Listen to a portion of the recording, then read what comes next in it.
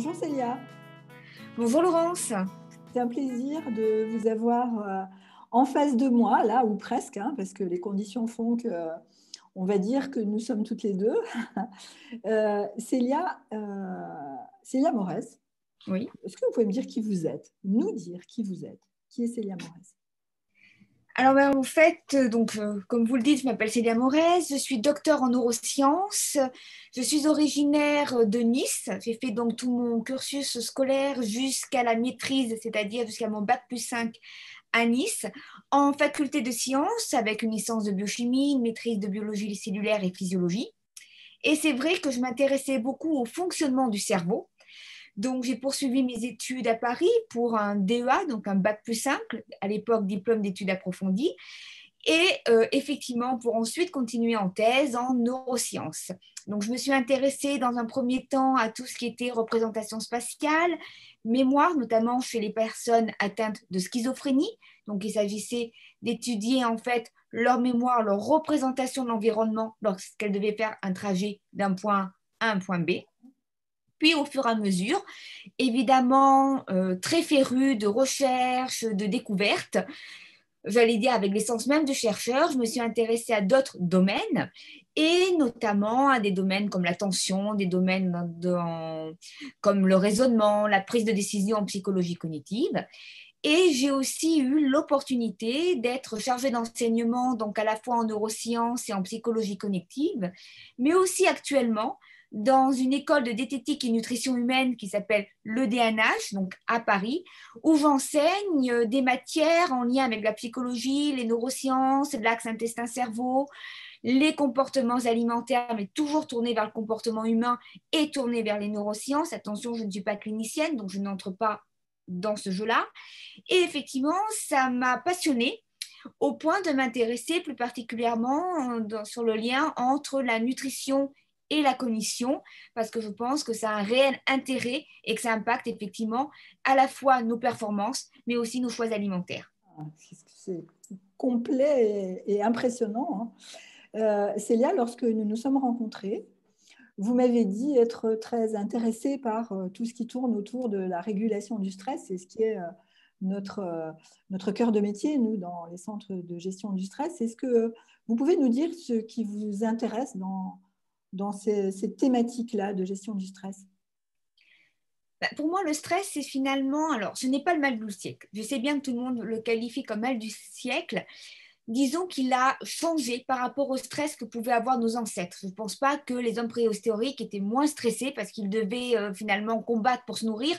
Et si ils n'arrivaient pas à tuer, j'allais dire l'animal, ils n'avaient pas de quoi se nourrir. Donc c'était leur stress.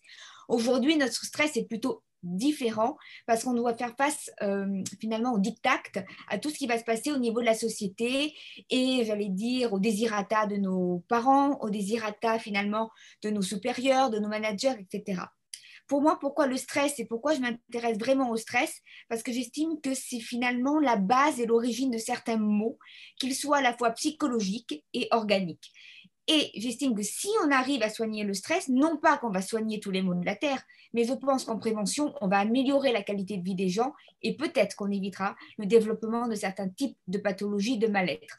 Donc pour moi, c'est vraiment quelque chose de capital de m'y intéresser parce qu'effectivement, le bien-être humain, hein, il y a beaucoup de personnes qui disent que finalement, pour rester motivé, pour pouvoir être efficient, il n'y a rien de mieux que de prendre soin de soi et aussi prendre soin de soi, c'est prendre soin de son cerveau. Donc faire attention parce que le stress peut être à la fois bon pour la santé, entre guillemets, mais aussi peut être délétère. Et ça serait dommage justement d'avoir des problèmes, des pathologies liées à ce côté délétère du stress. Donc, c'est pour ça que je m'intéresse vraiment à cette régulation physiologique du stress et aux conséquences, à la fois notamment sur finalement les performances cognitives, hein, pour l'efficience humaine, le rendement humain, mais aussi sur les comportements alimentaires, puisqu'on sait que de plus en plus de personnes ont des troubles de comportement alimentaire et probablement dû en partie au stress qu'ils subissent tous les jours, que ce soit dans la vie professionnelle ou personnelle.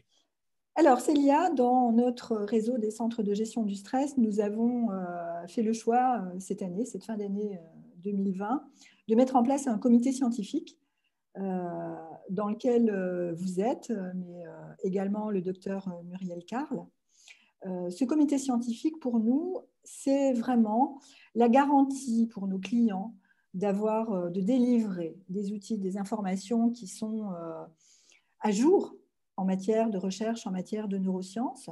Ça, c'est le premier aspect.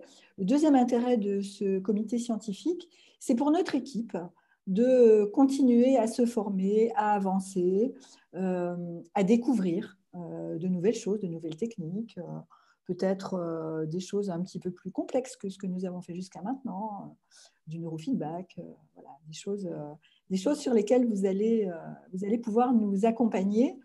Moi, j'étais très, très contente. Je vous remercie beaucoup d'avoir accepté de faire partie de ce comité scientifique. Qu'est-ce qui fait que vous nous avez dit oui, que vous avez accepté de relever ce challenge avec nous? Écoutez, il y a plusieurs raisons. D'abord, j'allais dire, Laurent, finalement, notre rencontre, la confiance qui s'est installée entre nous et la bonne communication. Donc, pour moi, c'était important de me sentir en confiance avec les personnes avec lesquelles, entre guillemets, je vais travailler et apporter mon expertise, mais sentir qu'il y a un réel échange entre nous. D'autre part, le sérieux du centre de gestion du stress, où je me suis vraiment rendu compte que ce n'était pas qu'une histoire de médecine parallèle, de médecine complémentaire, etc. Alors qu'on peut en trouver effectivement sur Internet des organismes qui sont de ce style-là, qui sont là à parler juste de quelque chose de presque relatif à la psychanalyse, mais au contraire, c'était très branché aussi sur le côté neuroscientifique des choses, c'est-à-dire sur les choses à l'épreuve des faits, avec des données expérimentales. Alors c'est vrai que vous venez de parler du neurofeedback, mais pas que, il y a aussi la cohérence cardiaque. Et j'estime que c'est vrai que finalement, les médecines parallèles, médecines complémentaires, tout ce qui va toucher à la sophrologie, c'est important pour les personnes parce que ça leur permet de gérer leur stress, de gérer leurs émotions.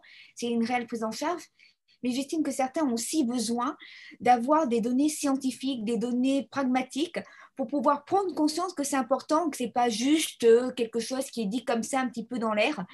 Et c'est vrai qu'avec les techniques que vous souhaitez mettre en place, l'accompagnement que vous proposez effectivement à vos clients, vos patients, ça dépend comment vous les appelez, mais à vos clients patients, effectivement, c'était important parce qu'il y a quelque chose de pragmatique. Et moi, c'était ce côté sérieux qui m'a donné envie finalement de vous rejoindre et de pouvoir lier ces deux types d'interventions et montrant que oui, les interventions qui ont l'air comme ça au départ non scientifiques, entre guillemets, pardonnez-moi le terme, mais c'est un petit peu ça, finalement le sont, mais peuvent avoir un impact réel sur la neurobiologie de notre cerveau et que cela peut se voir en prenant des données, en mesurant certaines des données, que ce soit le neurofeedback qui va mesurer effectivement nos ondes alpha au niveau de notre cerveau, qui sont des ondes de relaxation, la cohérence cardiaque qui va mesurer effectivement les fréquences cardiaques, les battements, et qui va nous montrer en fait qu'on est en cohérence cardiaque et donc finalement qu'on est en train de se relaxer. Et ça, pour moi, c'est important. D'où mon envie de vous rejoindre et de participer à cette aventure. Merci beaucoup. C'est vraiment de jolies choses qui me vont droit au cœur et qui vont droit au cœur de l'équipe, j'en suis certaine. Peut-être, Célia, pour les personnes qui nous écoutent, ce vocable de neurosciences, on l'utilise beaucoup, on l'entend beaucoup. Pour moi qui suis néophyte par rapport à vous, la façon dont j'aime l'expliquer, c'est que au fil des âges, au fil des siècles, nous avons pu constater que tout un tas d'outils, de techniques que nous utilisons encore aujourd'hui fonctionnaient. L'apport des neurosciences, pour moi, c'est la capacité maintenant à comprendre pourquoi ça fonctionne et à le prouver. Quelle serait votre définition simple et accessible des neurosciences? Alors, tout d'abord, effectivement, c'est ce que vous avez dit, hein, les neurosciences, c'est ça. Les neurosciences, finalement, c'est très large parce que finalement, c'est l'étude du cerveau. Donc, l'étude du cerveau, elle peut se faire aussi bien au niveau physiologique, c'est-à-dire avec la transmission nerveuse, regarder comment l'influx nerveux se transmet et avoir des images de cette transmission nerveuse. Ça peut se faire au niveau moléculaire, ça peut se faire au niveau comportemental. Donc, il y a beaucoup de choses qui peuvent se faire au niveau des neurosciences. Effectivement, l'apport, c'est aussi de montrer comment, surtout, notre cerveau fonctionne, comment est-ce qu'on fonctionne, qu'est-ce qui se passe dans notre cerveau et comment est-ce qu'on pourrait améliorer finalement ce fonctionnement, que ce soit pour gérer le stress, que ce soit pour gérer effectivement tout ce qui va de mal-être humain ou comportement humain, mais aussi les différents types de pathologies que l'on peut voir actuellement, comme la maladie d'Alzheimer, etc., etc.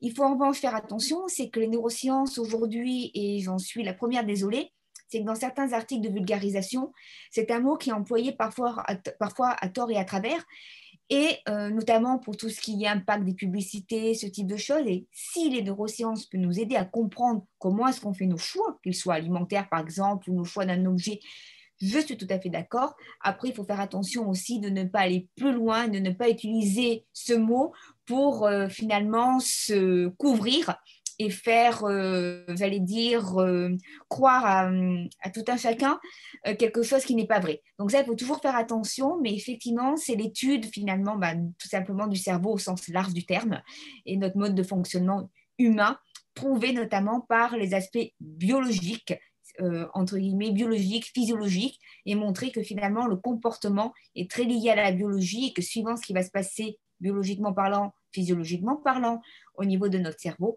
le comportement pourra être différent. C'est absolument passionnant. Tout à fait, oui. Alors, Célia, peut-être, si vous voulez bien, une dernière question. Vous faites de la recherche? Oui, tout à fait. Quel est le sujet du moment ou le projet de recherche que vous avez dans votre cartable, là? Alors, c'est vrai qu'il y en a plusieurs parce qu'effectivement, je suis toujours stimulée par les différents projets que je pourrais mener à bien, si possible. Là, c'est vrai qu'actuellement, je m'intéresse particulièrement au lien entre stress et comportement alimentaire. Alors, pourquoi? Parce qu'en fait, donc les personnes qui ont des troubles du comportement alimentaire, dans la plupart des études, on s'est rendu compte que c'est dû à des situations de stress, de mal-être. Donc, moi, je me suis dit, si on arrivait à gérer le stress chez ces personnes-là, peut-être qu'elles auraient moins de troubles du comportement alimentaire, du moins qu'elles feraient moins de crises. Attention, loin de moi l'idée de les soigner en soignant le stress, mais effectivement, si on peut améliorer et faire en sorte qu'elles n'aient pas ce comportement dont elles souffrent en plus, parce qu'elles sont en train de stresser, effectivement, c'est une bonne chose. Donc moi, évidemment, pour mesurer cela, moi, il y a deux techniques qui m'intéressent particulièrement parce qu'on peut avoir effectivement des données très pragmatiques, très mesurables. C'est à la fois la cohérence cardiaque et à la fois aussi le neurofeedback. Parce que là, on va avoir des données qui sont totalement, tout de suite, j'allais dire, analysables et scientifiquement analysables. Donc, avec des données, j'allais dire, très pragmatiques, très, très chiffrées, quoi, très scientifiques.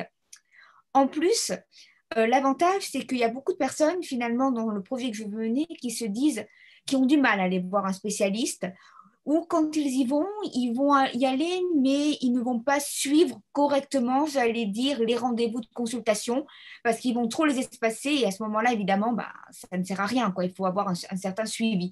Donc, ça peut permettre aussi, en utilisant cette technique, de gérer ces personnes-là qui soit n'ont pas le temps d'aller voir un spécialiste, soit en surplus de spécialistes entre deux consultations, ce qui peut les aider à avoir une réelle hygiène de vie. Je pense à la cohérence cardiaque, ça nous permettrait de mieux respirer, donc ça ne peut être que bénéfique. Mais aussi, effectivement, tout simplement, les personnes qui n'ont pas forcément le temps parce que leur emploi du temps ne leur permet pas d'avoir des rendez-vous de consultation. Et j'estime qu'effectivement, si on arrivait à avoir des résultats pour montrer aux personnes qu'en gérant leur stress, elles amélioraient certains de leurs comportements, notamment au niveau alimentaire, et on sait tous les problèmes que cela cause actuellement, le développement de l'émergence de diabète de plus en plus présent dans la population, je pense que ça serait une bonne chose. Donc c'est vrai qu'aujourd'hui, c'est un petit peu mon cheval de bataille et j'espère qu'on pourra effectivement initier de beaux projets et avoir de beaux résultats pour pouvoir aider les personnes à se sentir mieux. Écoutez, nous, dans notre réseau, on est prêt à enfourcher le même cheval de bataille.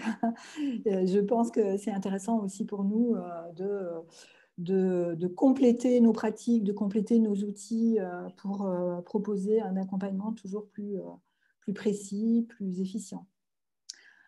De beaux projets, de belles choses en perspective. Célia, voilà, je pense que les personnes qui vont regarder cette interview vous connaîtront un petit peu mieux. Nous aurons d'autres rendez-vous, d'autres épisodes. En tout cas, merci infiniment. Merci d'être présente avec nous et merci pour tout ce que vous apportez au réseau. Merci beaucoup, Célia. Merci à vous. Au revoir. Au revoir.